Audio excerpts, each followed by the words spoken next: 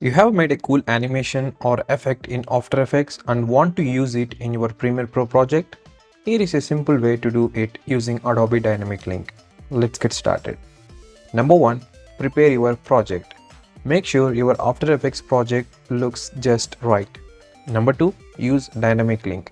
In Premiere Pro, go to File, then Adobe Dynamic Link and choose Import After Effects Composition. Alternatively, you can import the After Effects file just like any other media file. Number 3. Select your file. Find your After Effects project.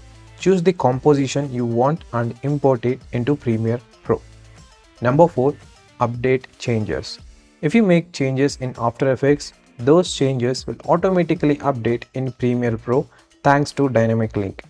This is really useful if you often update your project. And that's it.